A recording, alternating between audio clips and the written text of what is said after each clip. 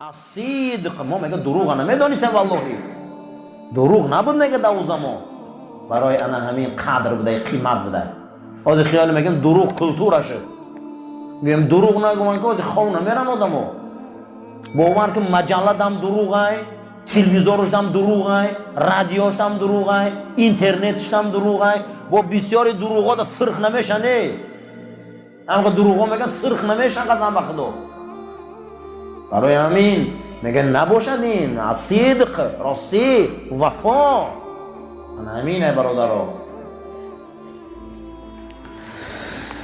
حضرت گفت یقول ادرکت قوما ما کان احدهم بدیناره ولا بدرهمه احق به من اخی المسلم فما بالکم معشر الناس تحملون على ما به تؤاخذون و علیه تحاسبون.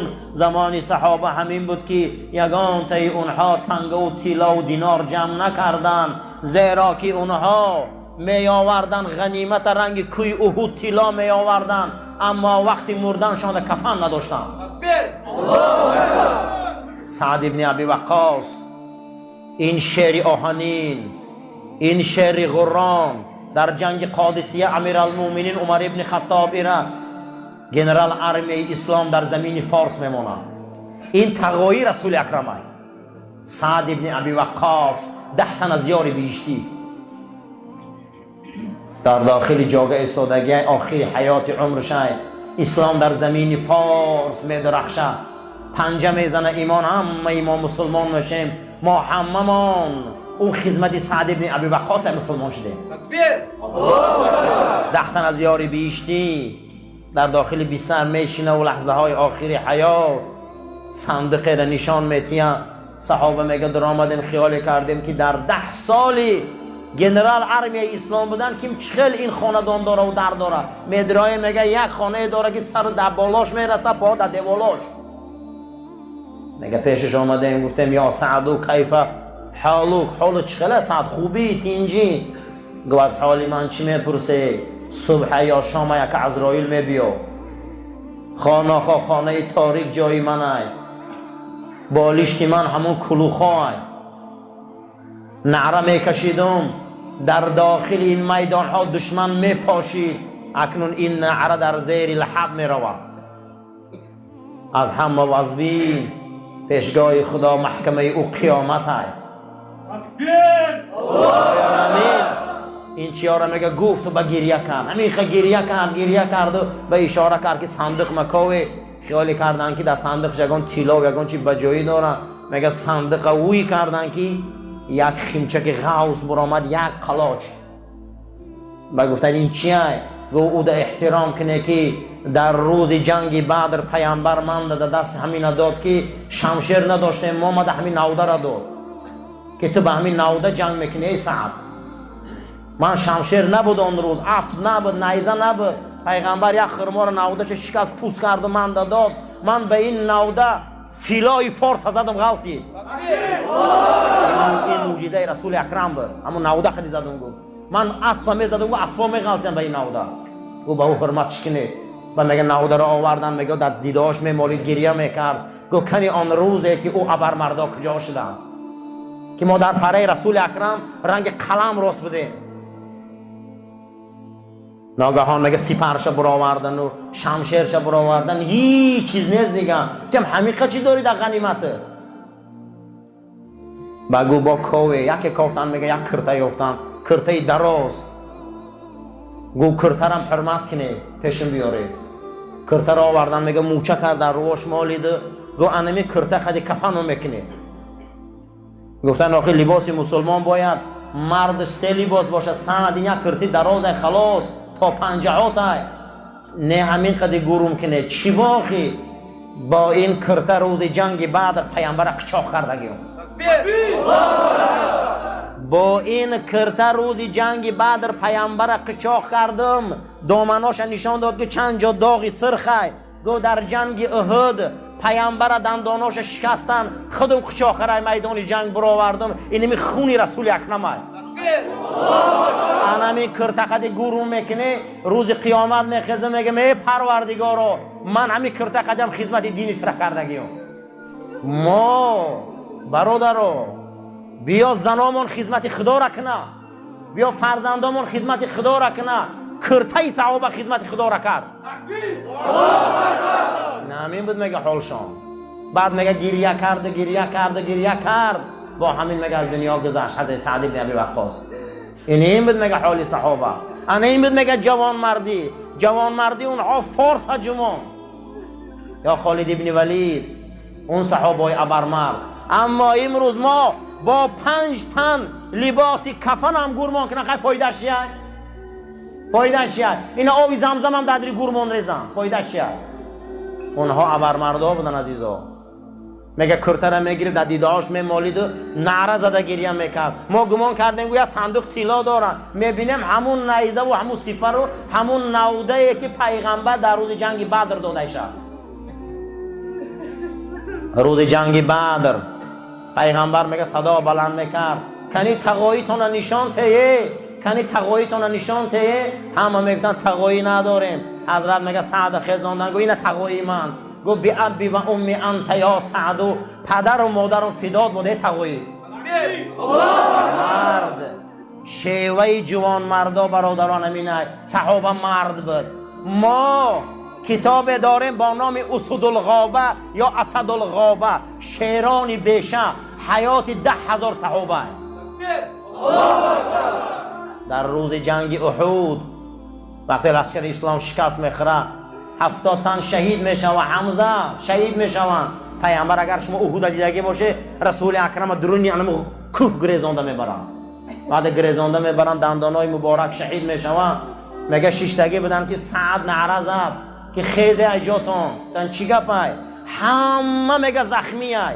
حتی حضرت علی میگه مدار نداره ایجاش خیزه، اما زخمی شدگی ای. حضرت عمر همه میگه خونه بدنو دو همه شطور اسوار سوار شوه، همه احد میدان جنگ میریم بگشته. نگوان دشمن که ما شکست خوردگیم. اما حالت وزبینی ده میگه 70 تنی دیگر میگه با همون نیزه و خونای بدن و زمین میگه میدان آمدن. مشرکا 2 تپه و برگرفتن. این سرلوحه جنگ در عالم احد و تاریخ ماندگیان که اسد الحمرا، جنگ شیرای سرخ. میگه بدن صحابه ای خون سرخ بودن امروز. جنگ چی ماندگی بدیان؟ اسد الحمرا، شیرای سرخ. آن روز میگه هیچ کس مدار نداشت خیزه دیگر. با وجود همین آمدن چی با آمدن؟ این آمدن که زمانی پیامبر جود بود، جوان مردی بود، صدق بود، راستی بود. ما نمیدونستیم میگه که نامردی چیه. اما امروز چقدر ما از مردی میگیم مردی نداریم. سخن الپرسلان رو فهمیده مردی چی بوده. اینا بینه نه؟ برای همین سلطان فاتح یک قصه شم میکنم، بعد از او یک حدیث دیگر میخونیم و دعا میکنیم. سلطان فاتح اما تان میدانه که فاتح قسطنطنیه سلطان عثمانی بود. دین روز گذشت عصر 15 کنستانتینوپل همی آدم فتح کرد از نسل عثمانی مقصد دیگر کنیم ترکای عثمانی. همین خیل سپاهیاش در همین مسیحی ها بای میمورن که در این گرفتن قسطنطنیه کنستانتینوپل نمیتونن. بسیار آدماش نابود میکنن، به حد جوان مردای زورش میکشن. ایبن خائینا میشیشته گریه میکرده 98% دولتش خیانت بوده. همین 98% خیانت به خیانت خودش اداره میکرده بود. این خدادادیه. این شب به ایش اداره میکرده، این شب به ایش. همه انسان های مسیحی هاش دگیدن فروختش دگیدن. خواهیم به شو نمیشوه، به شو همیخل یک کلان پرده سیاره میپوشه و غاره ده که پدرش گریه میکرده هم غار میروه. اگه میگه یگانه راه هسته که 2 رکعت نماز میخونم گریه میکنم. همین اگر برادرها اهمیت دادگی باشه در همین دنیا یک حالتایی هستن نه کار جورت نماز میپرتا 2 رکعت نماز میخونه و گریه میکنه که پروردگارو من نمیتونم دیگر، نمیتونم، من مدار ندارم، قوت ندارم، هیچی ندارم. دوستام رفتن، جوان مردا رفتن، همه رفتن. اینا با قوت اناخی، اینا زورن، من نمیتونم دیگر. گریه میکنه که دهنی غاره میگه یا سیاپوش میدروید که دست میگه با همین شمشیر بورکی کی باشه این. بعد از او صدا بلند کرد که آرام باش نجم ایجاب و پیش آمده گو چا کردی؟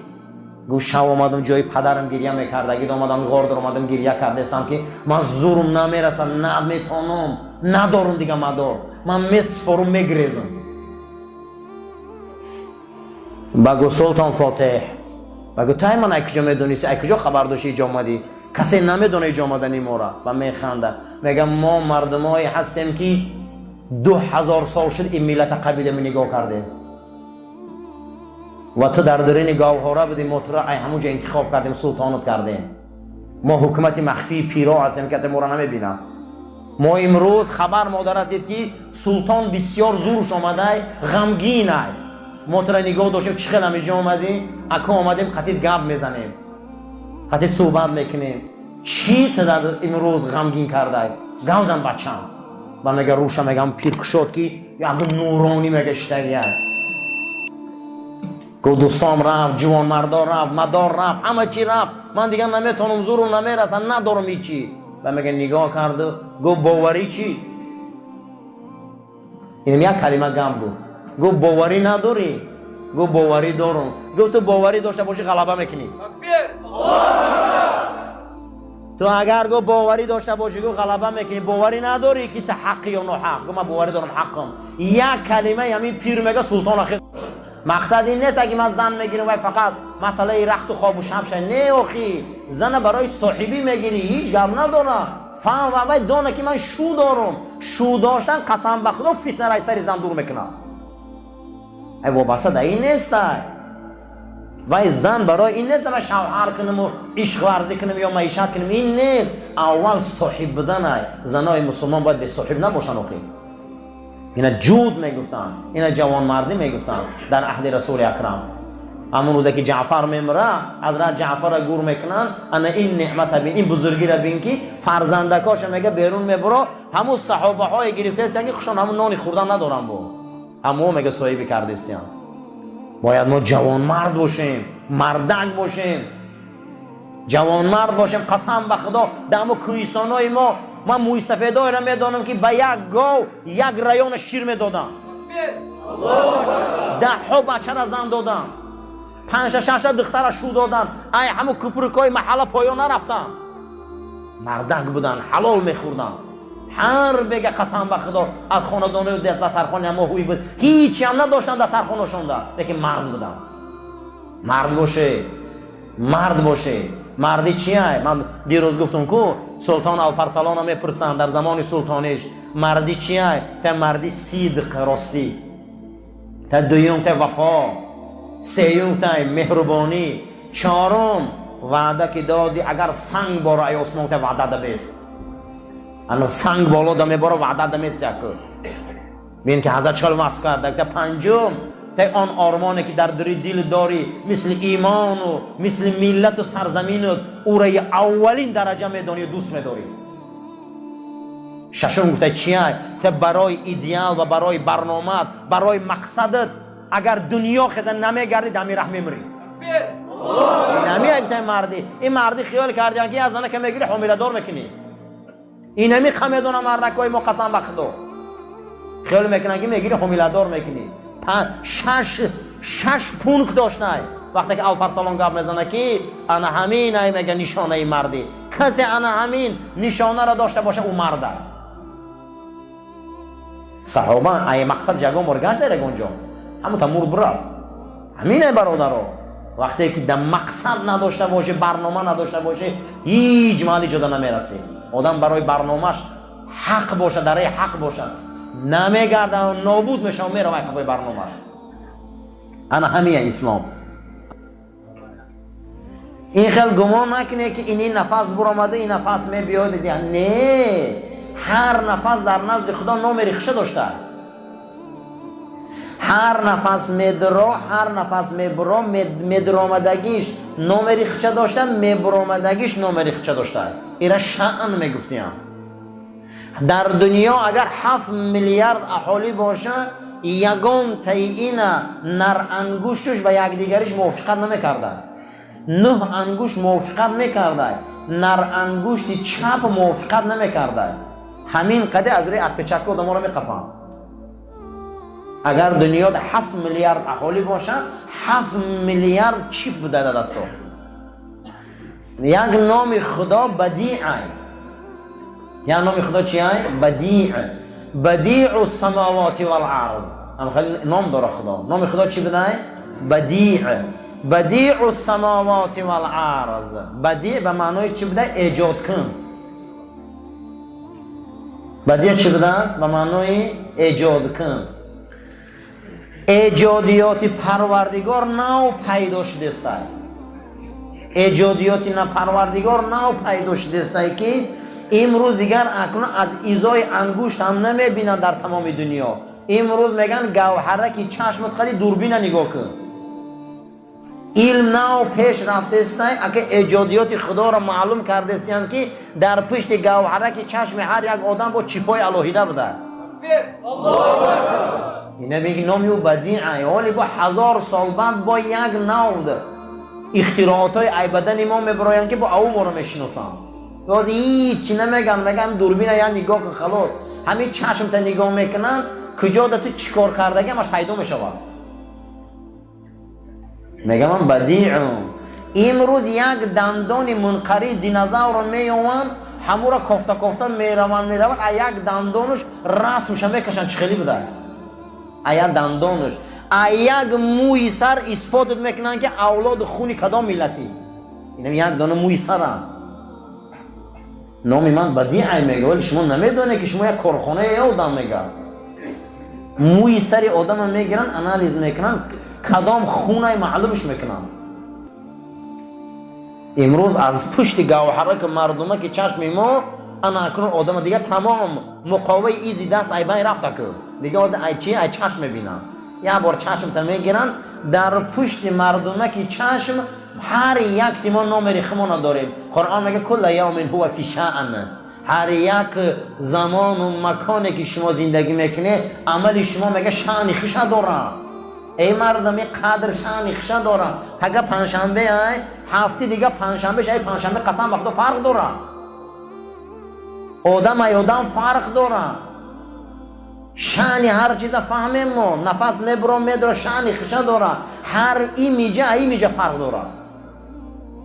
گمان نکنید یکه در نزد ما یکه نزد او در کارخانه هست که اینا میگن سیر الهی.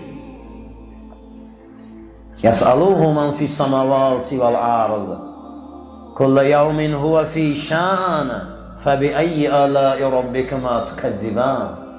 خداوند 114 سوره داره. یک سورهش هم به نام خوش الرحمن. یک سوره نام خدا بوده. یک سوره نامش چیه؟ الرحمن. رحمان علم القرآن. می‌بینم مدرسه خدا را نامش چی بوده؟ رحمان. نام مدرسه الله رحمان بوده. چی بوده؟ علم القرآن. می‌بینم تعلیمش قرآن بوده. خلق الانسان علمه البیان. یک همین زبان نعمت شبینین که بالای همین خطار یکمین زبان من بالای پوست زبان ده 3 میلیون حجیره بوده مزه را جدا میکرد. 3 میلیون حجیره مزه جدا میکرد. مزه ترش تلخ گاهی میشده که مغزچه میده ها یعنی پشت کله دسته و در حرام مغز پیوسته. اگر همون اودر خره یا کسل شوه یا حرارت بلند شوه همون یخ میکرده 1 میلیون همین عصب زبان فلج میشده و دهن تلخ میدوده. مزه جدا کردن نمیشه دیگه. با آدم کسل شوه دهنش تلخه برای که مغز چکار کرده سازکار نکرده است. یک زبان 3 میلیون حجیره برای مزه را جدا کرده. مزه همین اگر تمام دنیا را جمع کنی مزه را نفهمی هیچی همین دنیا خودش. کل یوم هو فی شأن. هر یک زمان هر شأن خوش داره. این شأن داره. ما در بین همین تمام نعمتهای خداییم. تمامش را اگر روزی همین گمزنه که پنجه دست همیشه هم میخواد در میکنی که صاحبش خون نمیروه. ای دست من چی میبیو همیشه امر میکنه سرکی هم میخواد درد میکنی که باید خون نروه و همش او را گوش میکنه و همه او را گوش میکنه. همه به فرمانی او های و سئل از حسن بصری پرسیدم در زمان صحابه و در زمان شما قدر قیمت چخیل بود حضرت؟ کدام اخلاق تمیز مردم تعریف میکردن؟ حضرت گفتن یکم اخلاق جود جوانمردی را، دویم اخلاق صدق راستگویی را. زمان صحابه و زمان ما همه جوانمرد بود. ما خیلی نبود که یکی از ما هم نامرد باشیم و یکی از ما هم نامرد کنیم. جعفر ابن عبدالمطلب در جنگ موته کشته می شود. وقتی که رسول اکرم خانه جعفر می بیاد که دخترکای جعفر میده حق همش می براین و پیش پیامبر اکرم می بیاین، پاهای رسول اکرم آغوش میکنن. 3 دخترچه داشت. زنشان اسما بنت عمیس بود. کسی خبر نداره که جعفر مردگی غیر رسول اکرم صلی الله علیه و سلم. پیامبر کودکای جعفر دیدن، میگه او چشماشون پوری آب شدن گرفت. دخترکای جعفر با رسول اکرم بازی کردن، صحابه در آمد. بعد از اندکی میگه خبردار کردن زنش که جعفر در موته کشته شده. جنازه جعفر رو میبیارن، حولش میدرارن. اولین صحابه که رسول اکرم از پیشانش موچه کرده این جعفر است.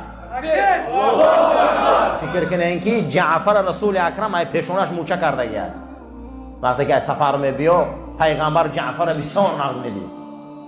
اولین انسانی که پیش نجاشی رفت، اولین صحابه که ملک حبشستان رفت، اولین صحابه که رفت با نجاشی واخورد پیامبر و آیین اسلام معرفی کرد، تمام صحابه را پناهندگی در افیوپیا گرفت جعفر است.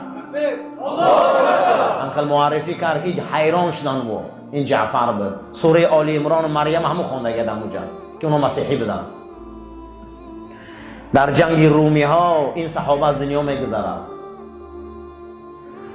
وقتی خانهش میدراین که دیگر هم در گریه و تکاپو خانه ویران میشه، کودکاش میده حق بدستیم.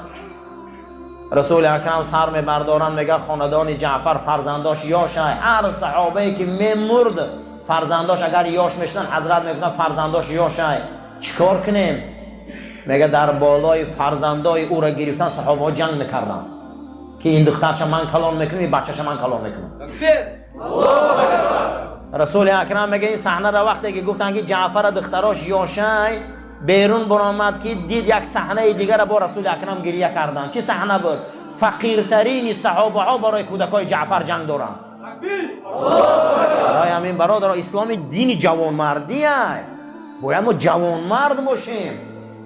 میگه همین صحابه میگه خشن نون خورده نداشتن، میگه که اینش که دختراش من میگیرم دخترش من میگیرم. ایدهش برآمد این زن ابوبکر صدیق گرفت.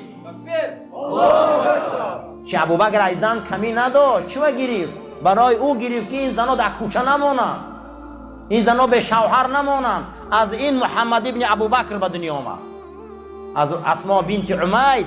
اسما بنت عمیس روز حجت الوداع پیغمبر خدا وقتی که احرام میبندن از ذوالحلیفه مدینه منوره مکه میبیاین حجت الوداع آخران حج شانده 6 ماه بعد از دنیا میگذرن. اکثریت زنای صحابه حامله دار بودن. پیغمبر حج میره گفته حامله داران احرام هستن. انامی محمد ابن ابوبکر انامی بچه در پیش خانه خدا به دنیا آمده گرد.